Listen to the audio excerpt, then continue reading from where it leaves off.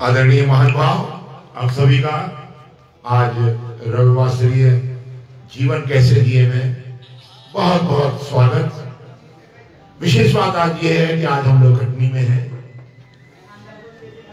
गुरु गद्दी के शिष्य हमारे मनोहर जी धनवानी, उनका बेटे का आज संचित का विवाह का उपलक्ष्य है। गुरु महाराज की गद्दी का कार्यक्रम यहाँ रखा गया है। आप सभी लोगों से निवेदन है कि सभी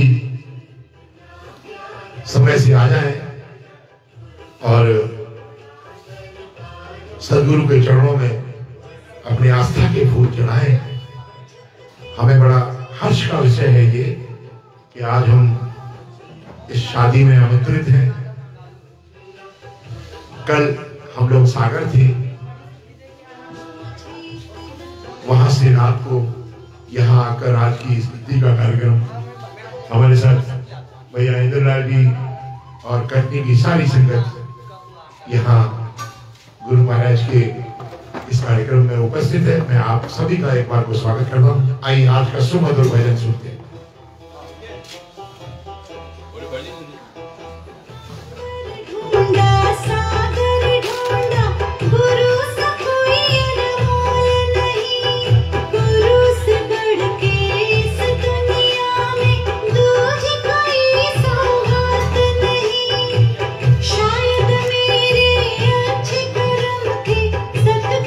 तेरा प्यार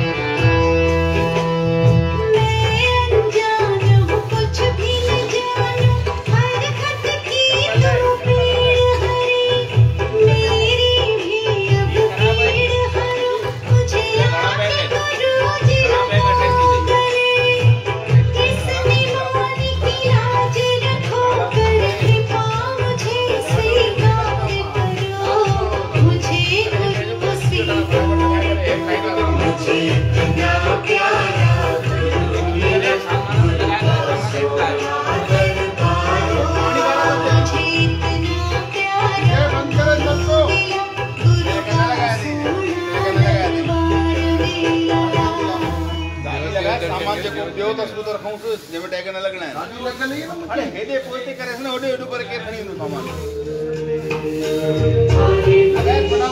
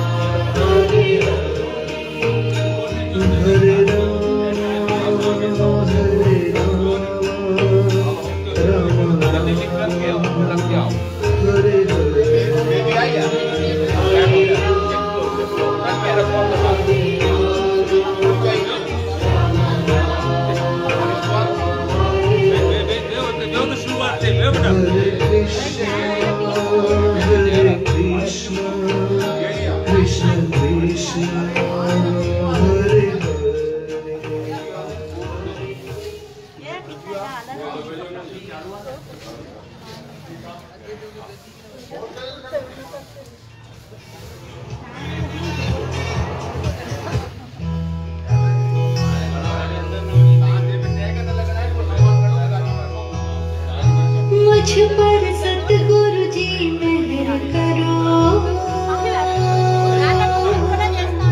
मैं तेरे दर पे आई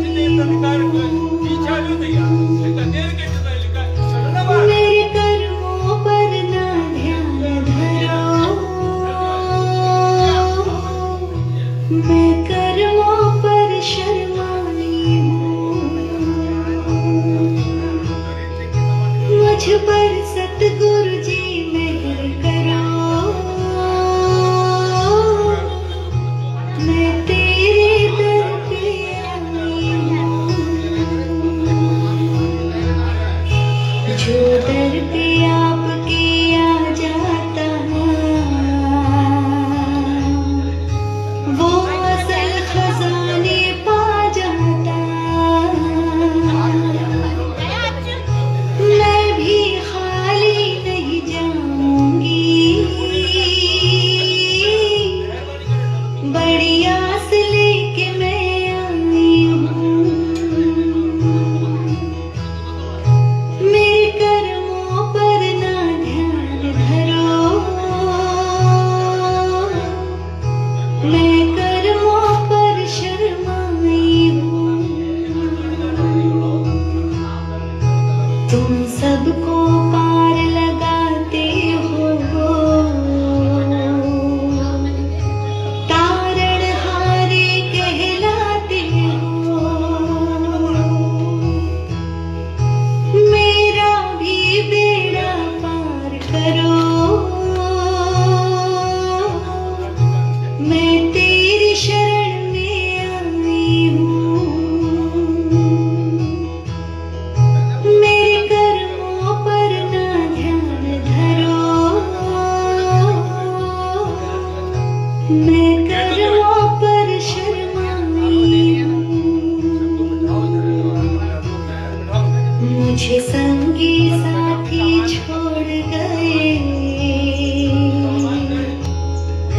सब रिश्ते नाते तोड़ गए कहीं तुम भी ना ठुकरा देना ये सोच के मैं घबराई हूँ मेरे कर्मों पर ना ध्यान धरो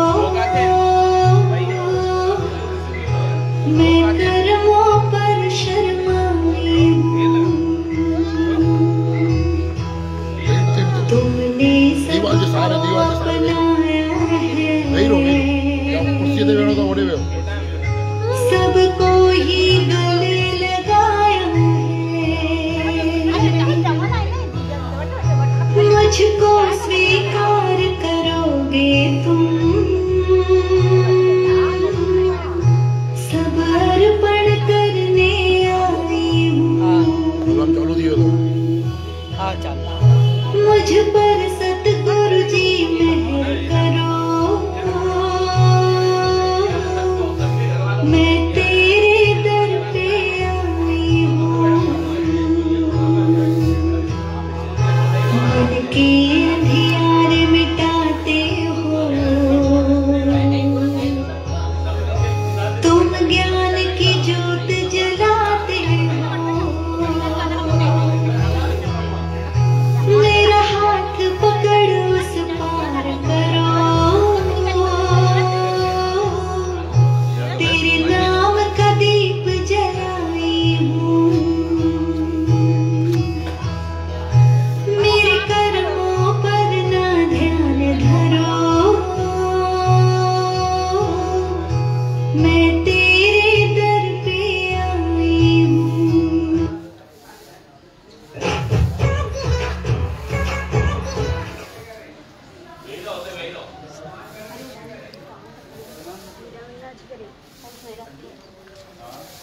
महेश ने विशाखा पे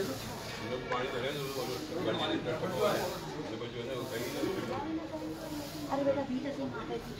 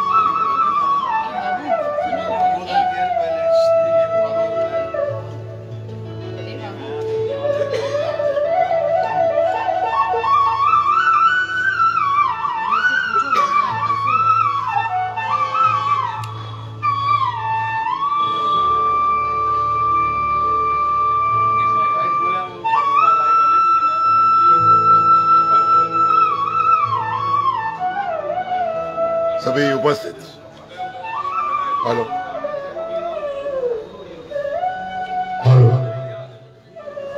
सभी उपस्थित आदरणीय महानुभाव, आप सभी का जीवन कैसे दिए रविवासरी इस कार्यक्रम में बहुत बहुत स्वागत।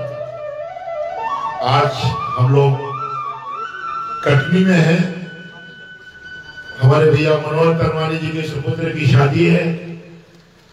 इस उपलक्ष्य में हम यहाँ गुरु महाराज की श्रद्धा के लिए सभी नतमस्तक होकर सभी पधारे हैं। आप सभी का आज के इस कार्यक्रम में बहुत बहुत स्वागत, अभिनंदन, आभार। हमारे जीवन में हर पल कुछ न कुछ ऐसा घटित होता है कि वो हमारे जीवन के अनुभवों में टक जाता है। जबलपुर से राज जी हमारे बेटे सचिन के मामा जी हैं, बहुत ही सुविचार रखते हैं, सद्भाव है इनका, ये भी उपस्थित हैं। और सभी लोग हमारे बड़ौदा से बहन जी, यहाँ कटनी तरवानी परिवार, एक ऐसा अनुभव हमारे जीवन का, सारे जीवन की घटनाओं के साथ साथ हमारे जीवन में टकता चला जाता है रोज, और उस जीवन के आधार पर ही हमारे जीवन में सारी घटनाएं, सुघटनाएं, दिनचर्या, हमारा जीवन परम प्रता परमेश्वर के द्वारा संचालित किया जाता है। समय समय पर हम जैसा अनुभव करते हैं अपने जीवन में, वो हमारे जीवन में हमारे अनुभवों के आधार पर हमारे मानस पटल पर अंकित हो जाता है, छप जाता है। वैसी ही हमारी जैसे हमारे अनुभव होते हैं वैसे ही धीरे धीरे करके हमारी वृत्तियां बन जाती हैं और वृत्तियों के आधार पर वैसे ही हमारी प्रवृत्तियां बन जाती हैं और जैसी प्रवृत्ति होती है वैसी प्रकृति बन जाती है, यानी वैसा ही हमारा स्वभाव बन जाता है। आप लोगों को ये बात समझ में आ रही है? आया ना? कुछ तो बोलो। हम लोग ऐसे बैठे हैं जैसे हम केवल सुन रहे हैं, मुझे ऐसा लग नहीं रहा कि आप लोग समझने का प्रयास भी कर रहे हैं। हमारे जीवन के कई क्षण ऐसे होते हैं जो हमारे अपने जीवन में हमारे परिवार के साथ, हमारे समाज के साथ, हमारे देश के साथ, हमारे अनुभवों में जुड़ते रहते हैं रोज। और उसी हिसाब से मैंने अभी आपको बताया हमारी वृत्तियां, प्रवृत्तियां और प्रकृतियां बनती हैं। इन प्रकृतियों के आधार पर हमारी मनोवृत्तियां बनती हैं। ये मनोवृत्तियां हमारे जीवन को संचालित करती हैं कि हम कैसे जीते हैं, हम कैसे अपने जीवन का संचालन करते हैं और उन्हीं प्रवृत्तियों के आधार पर, उन्हीं मनोवृत्तियों के आधार पर हमारी सोच बन जाती है। और ये सोच जो है हमारे व्यक्तित्व में, हमारे जीवन को संचालित करती है। बैठ जाइए, सभी लोग बैठ जाइए।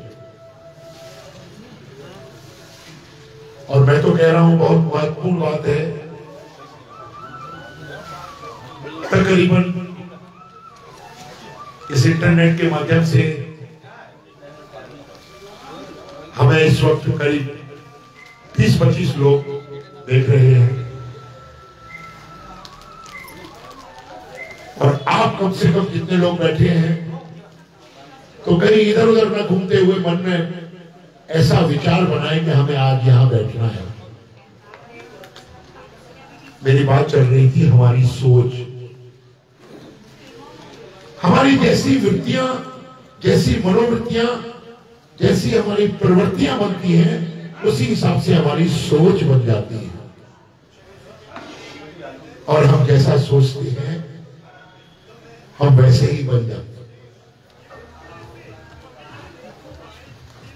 ऐसा बुजुर्गों ने, कभी कभी मनुष्यों ने, विद्वानों ने शास्त्रों के माध्यम से, गुरबाणियों के माध्यम से, वेदों के माध्यम से, पुराणों के माध्यम से हमें समय समय पर सीख दी है कि आप कम से कम अच्छा से अच्छा सोचें, क्योंकि हम जैसा सोचते हैं। मेरा निवेदन है मनोहर भैया, मेरा निवेदन है कि कृपया बोले नहीं। हमारी सोच जैसी होती है वैसे ही हम बन जाते हैं और वैसा ही हम करने लगते हैं।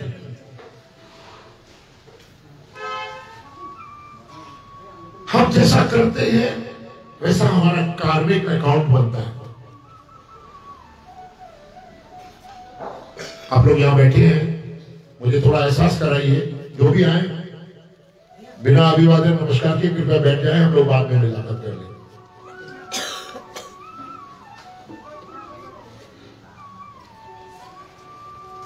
हमारी सोच, हमारी मन स्थिति के आधार पर हमारा कार्मिक अकाउंट बनता है। हम अच्छी सोच से अच्छे कर्म की तरफ प्रेरित होते हैं, बदी सोच से कुकर्म अथवा दुष्कर्मों की तरफ बढ़ जाते हैं। यही हमारे जीवन का आधारभूत सार है। आप लोग कैसा बनना चाहते हैं? मुझे थोड़ी सी ताली बजाएं तो मुझे लगे आप लोग बैठे हैं।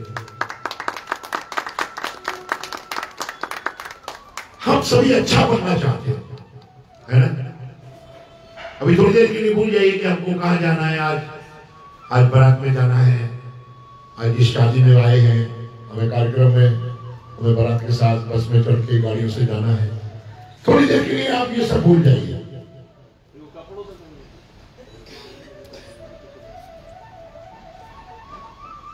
हम जो भी कुछ कर्म करते हैं वो हमारी सोच के आधार पर ही होते हैं। कहा जाता है ना भाई, सुनो सुनो सोच, भलो भलो सोच, सब कुछ भलो थी। ये क्यों कहते हैं?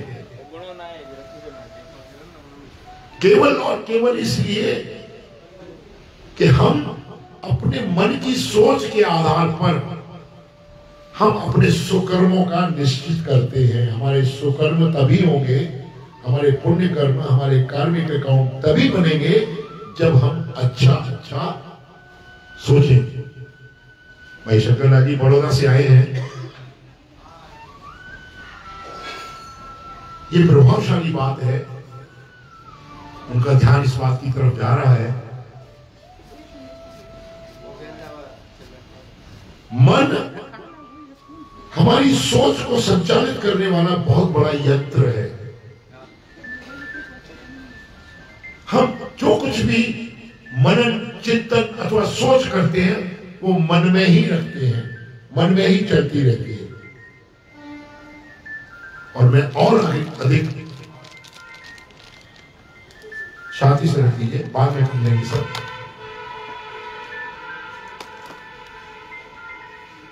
आप लोगों को एक बात मालूम है, हमारी नाड़ी अथवा श्वास 1 मिनट में 72 बार धड़कती है। ये ऐसा कैलकुलेशन मैं बता रहा हूं तो सबको मालूम है। पल्स रेट जिसे बोलते हैं, कितने बार बताया मैंने? 72। हमारी नाड़ी का धड़कना प्रति मिनट 72 बार होता है और 72 बार में हमारा हृदय, थोड़ा सा साइंस की तरफ जा रहा हूं मैं, हमारा हृदय सांस का लेना और बाहर छोड़ना हमारे फेफड़ों के जरिए, हमारे हृदय से, हमारे फेफड़ों से, हमारी नासिका से प्राण वायु हमारे अंदर सांस के रूप में प्रवेश करती है और बाहर निकलती है। इतना सबको मालूम है कि नहीं मालूम? यानी एक सांस अंदर आना और फिर वो सांस बाहर निकलना। धक धक जिसे कहते हैं, धड़कन जिसे कहते हैं, हमारे हृदय में 72 बार धड़कती है 1 मिनट में।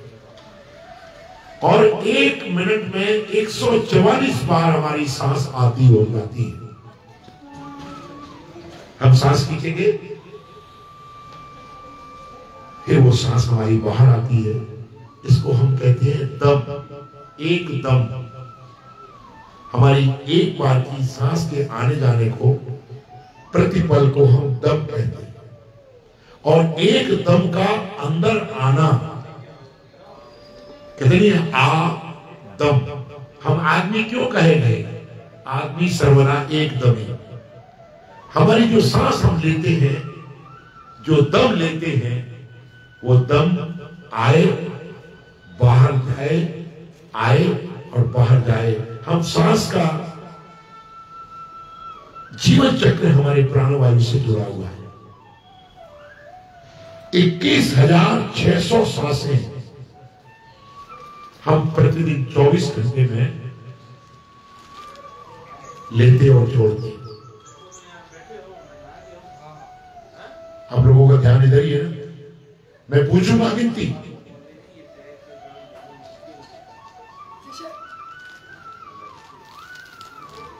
तो 1 मिनट में 72 बार यानी 144 दम हम सांस छोड़ते हैं और सांस लेते हैं। और इतने ही एक सांस में हमारे मन स्थिति में, मानस पटल में विचारों का आवागमन होता है। मेरी बात समझ रहे हैं? हमने एक सांस ली, हमें कोई विचार आया, हमने सांस छोड़ी, हमारा दूसरा विचार उसके साथ जुड़ा। कैलकुलेशन देखिए, हम गहरी सांस लेते हैं तो हम मानस पटल के हृदयंगम होके कोई भी सांस अथवा कोई भी विचार अपने अंदर समावेश करते हैं। ऋषियों मुनियों ने योग का प्रावधान बताया है, जिसमें उन्होंने केवल और केवल ये कहा है कि आप कोई भी सुकर्म, कोई भी पुण्य कर्म, कोई भी धर्म कर्म, कोई भी सामाजिक कर्म, कोई भी अच्छी सोच करें अथवा न करें, केवल एक स्थान पर बैठकर अपनी सांसों में उठने वाले विचारों को देखें। राजी मेरी बात को आप अच्छी तरह से समझ रहे हैं। यही योग है। प्रतिदिन, प्रतिपल, प्रतिक्षण हम एक स्थान पर बैठकर अगर अपने सांस को देखें और सांस के साथ आने वाले और जाने वाले विचारों का चयन करें तो हम बहुत अधिक आध्यात्मिक हो जाते हैं। हमारा जीवन आध्यात्मिकता के उन आयामों को छूने लगता है जो हमारे जीवन के लिए परम आवश्यक है। ऐसे तो पशु पक्षी भी सांस लेते हैं, सभी सांस लेते हैं, सभी जीते हैं, सभी प्राणवायु का सेवन करते हैं। पृथ्वी के 5 तत्वों में वायु, अग्नि, जल, पृथ्वी, भूमि और आकाश, हमारे जीवन में इस पुतले में इन्हीं 5 तत्वों का बड़ा ही सुंदर समावेश भगवान ने रखा है। आज हम जो बात कर रहे हैं वो वायु यानी प्राणवायु यानी सांसों का आवागमन की ओर कर रहे हैं, क्योंकि आज मेरा जो सब्जेक्ट है वो क्या है, कोई बताएगा? जीवन जीना।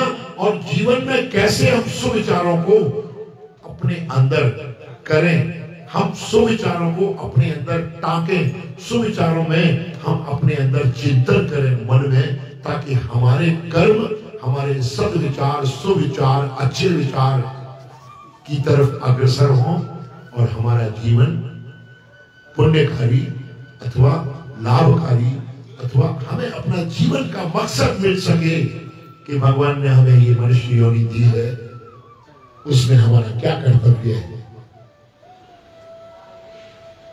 एक बार सभी दर्शकों को जो भी मुझे इस बुक के माध्यम से देख रहे हैं, मैं उन सभी का आभार व्यक्त करूंगा। प्रयास कर रहा हूं कि अपनी बातों को और सरल रूप में आपको बता सकूं, समझा सकूं। ये नित्यप्रत सारे कार्यक्रम जीवन के चल ही रहे हैं। हमें ये सत्संग के कुछ क्षण ऐसे मिलते हैं कि हम अपने बारे में कुछ सोचें। तो आज हमारी बात किस बात पर चल रही है? हम सोच कैसी रखें और हम अपने जीवन में कैसी सोच रख के कैसे जिए।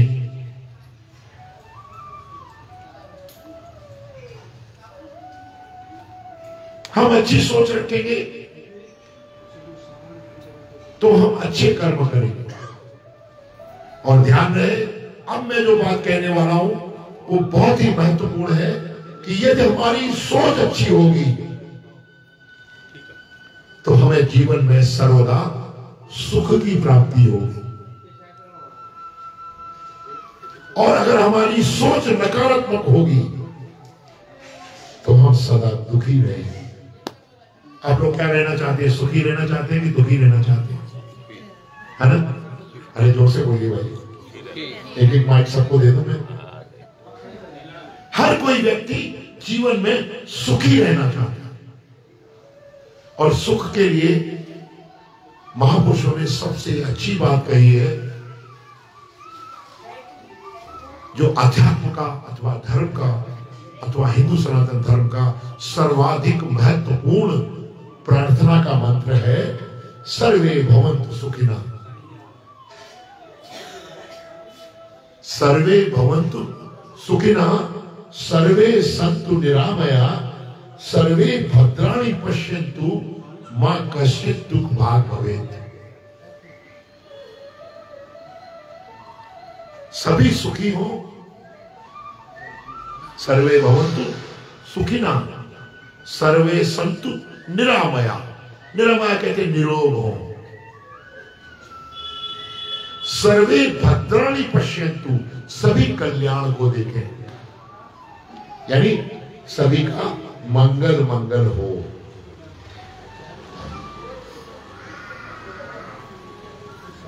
मां कश्चित् दुःख भाग् भवेत्, कोई भी व्यक्ति दुख ना देखे। आपको बात समझ में आई? हमारी ये मन की स्थिति है, हम ऐसी सोच रख के मानस पटल पर ये अंकित कर लें कि कम से कम मैं ऐसा काम करूं जिससे कोई दुखी ना हो। पता है आपको एक अच्छी बात क्या होती है कि मैं जब कभी भी जहां कहीं भी कोई भी कार्यक्रम में बात करता हूं तो केवल और केवल यही बात करता हूं कि हे प्रभु, मुझे ऐसी सद्बुद्धि दे, ऐसी प्रज्ञा दे, ऐसी स्थित प्रज्ञता के अवस्था में मैं आ जाऊं कि मेरी बात से, मेरे विचार से, मेरे बोलने से कोई भी दुखी ना हो। मेरे जीवन का सबसे बड़ा महत्वपूर्ण उद्देश्य, अथवा मैं जहां कहीं भी बैठता हूं, जहां कहीं भी कुछ भी बोलता हूं, मैं दो बातें अक्सर कहता हूं कि हे प्रभु, इतनी सद्बुद्धि दे कि मेरे द्वारा कही हुई बात से कोई दुखी ना हो।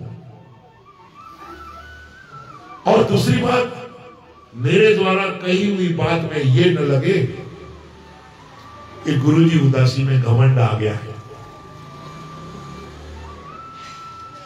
मैंने अपना नाम इसलिए लिया कि मैं अपनी बात करूं तभी तो आप अपनी बात करेंगे। यदि आप ये दो चीजें अपने दिमाग में धारण कर लेते हैं कि किसी को ये न लगे कि मुझे घमंड आ गया और किसी को ये न लगे कि मैंने अपनी बात से उसको दुखी किया,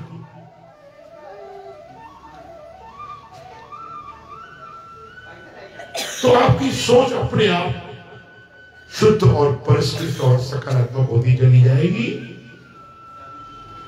मेरी बात अगर समझ में आ जाए तो थोड़ी सी ताली बजा दिया करो,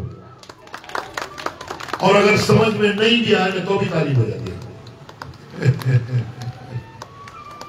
फिर मैं बाद में आपसे पूछूंगा कि मेरी कौन सी बात आपको समझ में आई, कौन सी बात समझ में नहीं आई।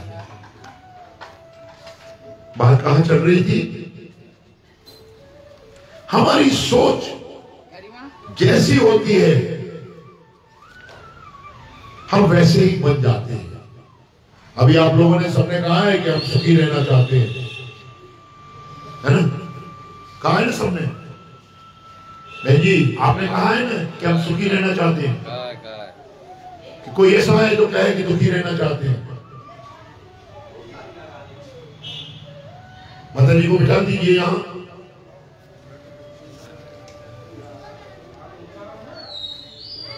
आप लोग, फिर मैं एक बार याद दिला रहा हूं, माता जी अभी बैठ जाइए, फिर बाद में मिलते हैं हमारा।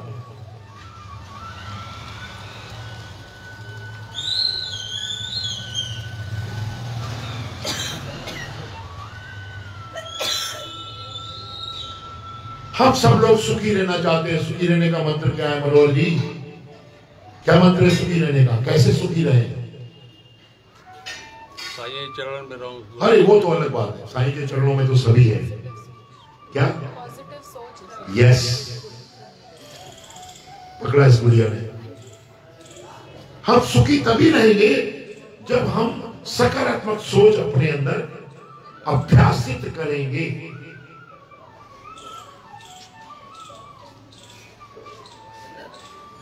अगर हम सकारात्मक सोच अपने अंदर नहीं लाएंगे तो हम दुखी हो जाएंगे और हमारे चेहरे पे कितने बजेंगे मालूम है?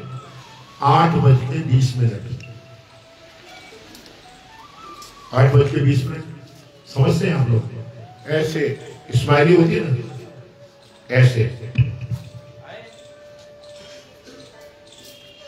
हमें देख के जो भी देखेगा वो दुखी होएगा। शंकरलाल जी,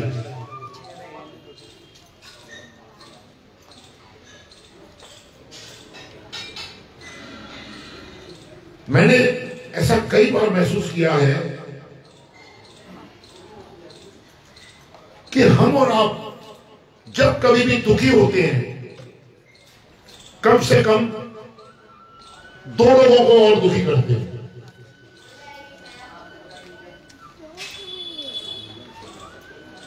एक तो खुद को, एक जो दूसरा हमें देखता है उसको।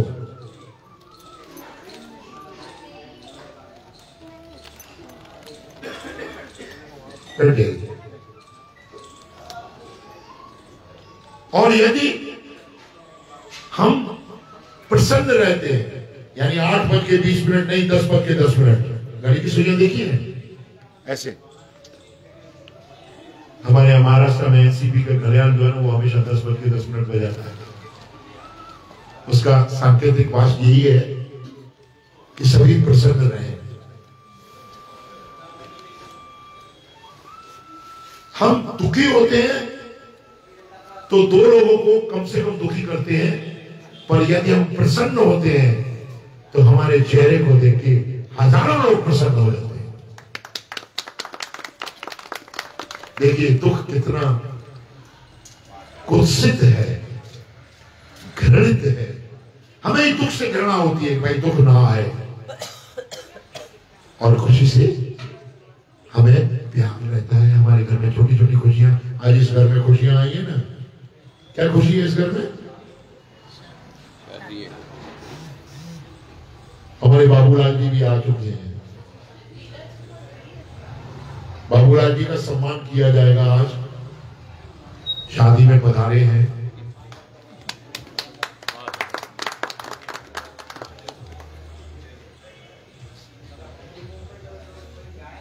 चलो मुस्कुरा दिया। ये मुस्कुराना ही हमारे अलावा सबको प्रसन्न करता है। तो मेरी बातचीत का अर्थ आप लोगों को समझ में आ गया होगा। हम थोड़ा लिखा ज्यादा समझने वाले लोग हैं। वो जो भी कार्यक्रम हमारे रहेंगे वो इस कार्यक्रम के साथ साथ जुड़े रहेंगे।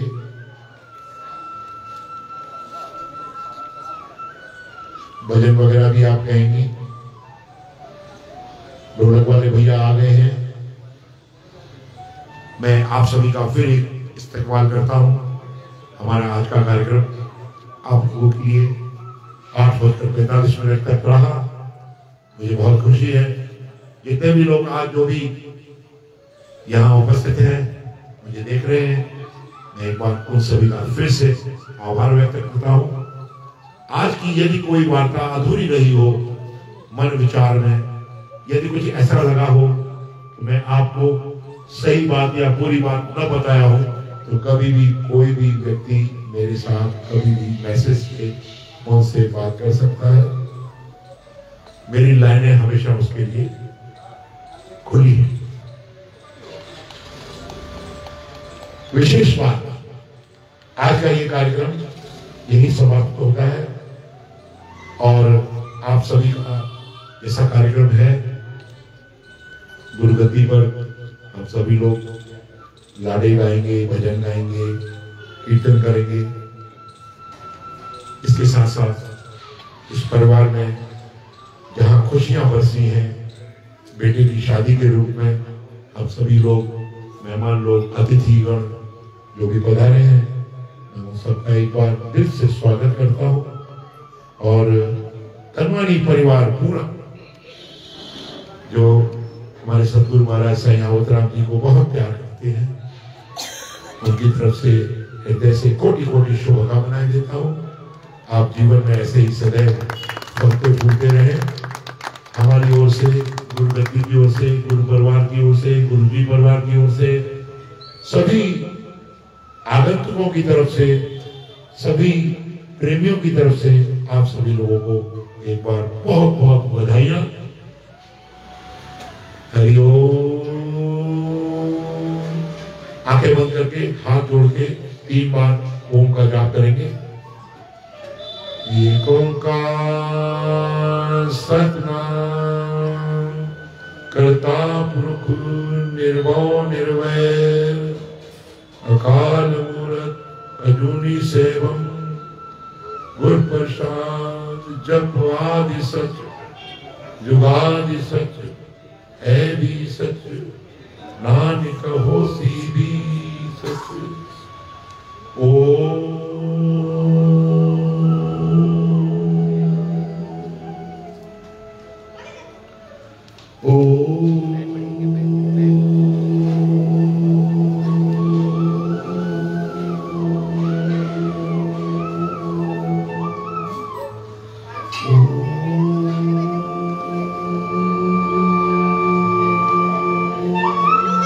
शांति शांति शांति।